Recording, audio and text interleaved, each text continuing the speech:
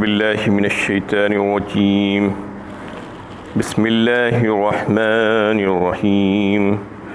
وَإِنَّهُ لَعِلْمٌ لِلسَّاعَةِ فَلَا تَمْتَرُنَّ بِهَا وَاتَّبِعُونِ هَذَا صِرَاطٌ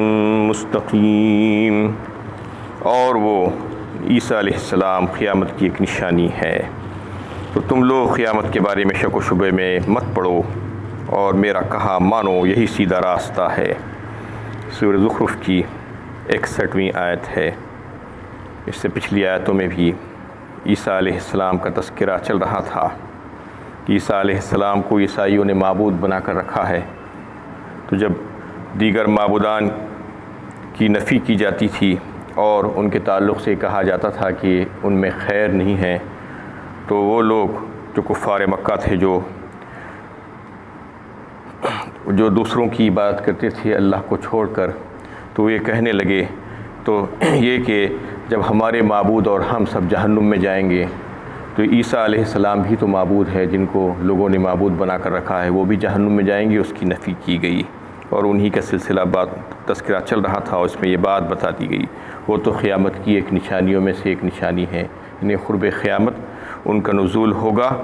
اللہ کے حکم سے، اور پھر وہ آ کر دجال کو خطر کریں گے۔ یہ احادیث متواترہ سے یہ بات ثابت ہے، تو لہٰذا تم قیامت کے بارے میں کسی قسم کا کوئی شک و شبہ مت کرو، اور یہ جو راستہ میں تمہاری اس کی طرف رہنمائی کر رہا ہوں، یہ بالکل سیدھا اور درست راستہ ہے۔ وَلَا يَصُدَّنَّكُمُ الشَّيْطَانُ إِنَّهُ لَكُمْ عَدُوٌّ مُبِينٌ۔ اور کہیں شیطان تمہیں راہ حق سے نہ روک دے، وہ تو تمہارا کھلا دشمن ہے۔ شیطان کا تو کام ہی یہی ہے کہ لوگوں کو حق کے راستے سے گمراہ کر دے اور گناہوں پر آمدہ کر دے، اور چیزوں کو مزین کر کے گناہ کرنے پر راغب کرے۔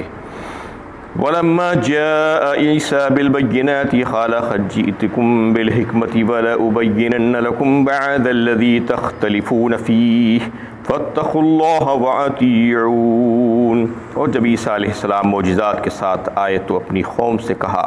میں تمہارے پاس حکمت کے ساتھ آیا ہوں اور اس وقت سے تمہیں واقف کرانے کے لیے آیا ہوں جس میں تم اختلاف کر رہے ہو، لہٰذا تم اللہ سے ڈرو اور میری اطاعت کرو۔ عیسیٰ علیہ السلام اپنی قوم بنی اسرائیل کے پاس آئے اور اللہ تعالیٰ کی طرف سے معجزات لے کر آئے، اور انہوں نے آ کر قوم سے کہا کہ میں تمہارے پاس ایسی حکمت بھری چیزیں لے کر آیا ہوں، اس وجہ سے کہ تم میں جو اختلافات پیدا ہو گئے ہیں وہ اختلافات کو جو ہے دور کر دوں اور اس کو واضح کر دوں۔ فَاتَّقُوا اللَّهَ وَأَطِيعُونِ، لہٰذا تم جو ہے اللہ سے ڈرو اور میری اطاعت کرو۔ إِنَّ اللَّهَ هُوَ رَبِّي وَرَبُّكُمْ فَاعْبُدُوهُ هَذَا صِرَاطٌ مُسْتَقِيم۔ بے شک اللہ تعالیٰ میرا اور تمہارا رب ہے، اسی کی بات کرو، یہی سیدھا راستہ ہے۔ اس میں وہ جو باطل عقیدہ ہے عیسائیوں کا، اس کی تردید کی جا رہی ہے کہ عیسیٰ علیہ السلام خود اپنی زبان سے یہ بات کہے ہیں کہ میرا اور تمہارا رب ایک ہی ہے، میں معبود نہیں ہوں، میں بھی جو ہے اپنے معبود کی عبادت کرتا ہوں، میرے رب کی عبادت کرتا ہوں جس نے مجھ کو پیدا کیا ہے، اور ہم دونوں کا رب ایک ہی ہے، لہٰذا تم جو ہے اسی کی عبادت کرو، یہی سیدھی بات ہے اور یہی سیدھا راستہ ہے۔ فاختلف الأحزاب من بينهم فويل للذين ظلموا من عذاب يوم أليم۔ تو اس کے باوجود مختلف گروہوں نے آپس میں اختلاف کیا، پس خرابی ہے ان لوگوں کی جنہوں نے شرک کیا۔ اتنا کچھ معلوم ہونے کے باوجود بھی مختلف گروہ بن گئے، ایسے بہت سے لوگ جو یہودی ہیں، جو قوم بنی اسرائیل ہی سے تعلق ہے ان کا، انہوں نے عیسیٰ علیہ السلام کی جو ہے تنقیص کی، ان کی توہین کی، اور نعوذ باللہ ان کو ولد الزنا بولا۔ اور پھر جو عیسائیوں نے جو ہے عیسیٰ علیہ السلام کے ساتھ اتنا غلو کیا کہ ان کو جو ہے بندگی کے مقام سے اٹھا کر ان کو اللہ بنا دیا، ابن اللہ بنا دیا، ثالث الثلاثہ کہا، تین میں کا ایک، مختلف گروہ مختلف عقائد رکھنے لگے۔ یہ جو ہے ان میں اختلافات ہوئے۔ اس میں سے ایک گروہ ایسا بھی ہے جیسے جو مسلمان کہتے ہیں ویسا ہی وہ لوگ کہتے ہیں کہ عیسیٰ علیہ السلام اللہ کے بندے اور اللہ کے نبی ہیں، لیکن زیادہ تر جو لوگ ہیں عیسائیوں میں جو گروہ ہیں وہ عیسیٰ علیہ السلام کو ثالث الثلاثہ کی جو ہے تخلیق اس میں جو ہے قائل ہیں اس بات کے کہ تین میں کے ایک ہیں، یا ابن اللہ کہتے ہیں ان کو۔ وَوَيْلٌ لِّلَّذِينَ ظَلَمُوا مِنْ عَذَابِ يَوْمٍ أَلِيمٍ، جو خرابی ہے ان لوگوں کے لیے جنہوں نے ایسا کہا، جنہوں نے ایسے عقائد ان کے بارے میں رکھے، ان کے لیے دردناک عذاب ہے۔ هَلْ يَنظُرُونَ إِلَّا السَّاعَةَ أَن تَأْتِيَهُمْ بَغْتَةً وَهُمْ لَا يَشْعُرُونَ، کیا یہ لوگ صرف انتظار کر رہے ہیں کہ قیامت ان پر دفعتاً واقع ہو جائے اور انہیں خبر بھی نہ ہو؟ قیامت تو ایسے اچانک آئے گی کہ کسی کو خبر بھی نہیں ہوگی، انہیں شعور بھی نہیں ہوگا۔ تو اللہ تعالیٰ سوالیہ انداز میں پوچھ رہے ہیں کہ اس قسم کی جو حرکتیں کر رہے ہیں، جو بدعمالیاں کر رہے ہیں، جو شرکیہ کام کر رہے ہیں، کیا اس بات کے منتظر ہیں کہ قیامت آ جائے ان کے اوپر اور انہیں خبر بھی نہیں ہو؟ الأخلاء يومئذ بعضهم لبعض عدو إلا المتقين، اس دن شرک و کفر کے تعلق سے جو لوگ آپس میں دوست تھے ایک دوسرے کے دشمن ہو جائیں گے سوائے متقین کے۔ اس میں ایک بات اللہ تعالیٰ بتائے ہیں کہ یہ دوستیاں اور یہ رشتہ داریاں اور یہ سب جو ہے یارانہ تعلقات اس دن چلنے والے نہیں ہیں، اس دن ختم ہو جائیں گے۔ آج دنیا میں لوگ ناحق ایک دوسرے کی تائید اور نصرت کرتے ہیں، وہاں پر جو ہے جانے کے بعد وہ دشمنیوں میں تبدیل ہو جائے گی، وہ دوستی باقی نہیں بچے گی قیامت میں۔ کس وجہ سے کون سی دوستی باقی نہیں بچے گی؟ وہ دوستی جو کفر اور فسق و فجور کی بنیاد پر جو دوستی کی گئی تھی، وہ دوستیاں جو ہے تمام کی تمام ختم ہو جائیں گی، کیونکہ وہ ان کے لیے جو ہے ذلت کا اور عذاب کا باعث بن جائے گی۔ تو جب عذاب اس سے ہوگا تو پھر ایک دوسرے کو مورد الزام ٹھہرائیں گے اور دشمن بن جائیں گے۔ اور اس کے علاوہ جو لوگ ہوں گے جو دین کی بنیاد پر، جو رضائے الہی کی بنیاد پر اور باہمی محبتوں کی بنیاد پر جو دوستیاں قائم ہوں گی، وہ دوستیاں جو ہے اس دن بھی برقرار رہیں گی۔ جیسا کہ کوئی اللہ کی خاطر دوستی کیا تھا، اللہ کے کلام کی خاطر دوستی کیا تھا، اور جو ہے دینی مجلسوں میں ایک دوسرے کے ساتھ جس نے دوستی کی تھی، وہ سب کی سب برقرار رہیں گی۔ جو قرآن سے جڑے ہوئے ہیں ایک دوسرے سے، جو محبت کر رہے ہیں، اس کی وجہ سے ایک دوسرے کو پہچانتے ہیں، ایک دوسرے سے محبت کرتے ہیں، یہ سب جو ہے دوستیاں اس دن بھی برقرار رہیں گی۔ لیکن جو دوستیاں اس کے علاوہ ہوں گی، جو دنیا میں یعنی جو فسق و فجور اور گناہ کے کاموں پر جو دوستیاں ہوئی تھی، جو بے حیائی کے اڈوں پر جن کی دوستیاں ہوئی تھی، اور جو اس قسم کے کام کرتے ہوئے جو اپنے آپ کو ایک دوسرے کا دوست کہتے، وہ سب کے سب اس دن جو ہے ایک دوسرے کے دشمن بن جائیں گے۔ یا عبادی لا خوف علیکم اليوم ولا انتم تحزنون، قیامت کے دن ان متقین سے کہا جائے گا، اے میرے بندو، آج تمہارے لیے نہ خوف ہے اور نہ تم حزن و ملال میں مبتلا ہوگے۔ یہ اللہ تعالیٰ خطاب فرمائیں گے ان لوگوں کے لیے جنہوں نے متقیانہ زندگی گزاری تھی دنیا میں۔ ان الذين قالوا ربنا الله ثم استقاموا تتنزل عليهم الملائكة الا تخافوا ولا تحزنوا وابشروا بالجنة التي كنتم توعدون، سورہ حامیم السجدہ 24ویں پارے میں یہ بات گزر چکی ہے کہ یہ وہی لوگ ہوں گے جنہوں نے اپنی زندگی میں اللہ کو اپنا رب مانا اور تسلیم کیا اور پھر اس پر استقامت برتی، یعنی مستقیم ہو گئے، اس پر جمے رہے، تو پھر ان کے لیے جو ہے فرشتے اتریں گے ان کے اوپر مختلف اوقات میں، اور پھر ان کو جو ہے یہ کہا جائے گا کہ غم نہ کرو، حزن نہ کرو اور اندیشہ نہ کرو، خوف نہ کرو، تمہارے لیے جنت ہے جس کا وعدہ تم کو دیا گیا ہے۔ یہ ان سے کہا جائے گا اور یہ ان کو یاد دلایا جائے گا اس وقت۔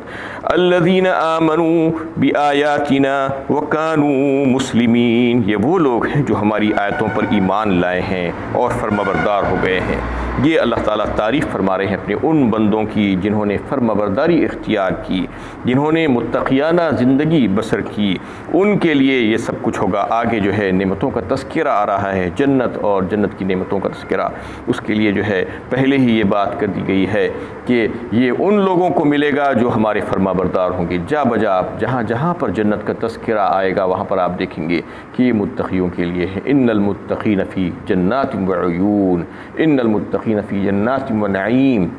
یہاں پر وہ بات ہوگی جنت کی نعمتوں کی بات ہوگی، تو پھر فوراً اللہ تعالیٰ وہاں پر بتا دیں گے کہ یہ ہمارے متقی بندوں کے لیے۔ متقی آخر ہے کون؟ اس سے پہلے بھی جو ہے یہ بات آپ کے سامنے پیش کیا چکی ہے۔ متقی وہ لوگ ہیں جن چیزوں کو اللہ تعالیٰ نے کرنے سے منع کیا ہے، روکا ہے، جسے منہیات کہا جاتا ہے، وہ تمام حرام کاموں سے اپنے آپ کو روک لینا اللہ کے ڈر سے، یہ جو ہے تقویٰ پرہیزگاری کہا جاتا ہے، اور اللہ کے ڈر سے رک کر اللہ کی کی فرما برداری اور اطاعت میں اپنی زندگی کو گزار لینا۔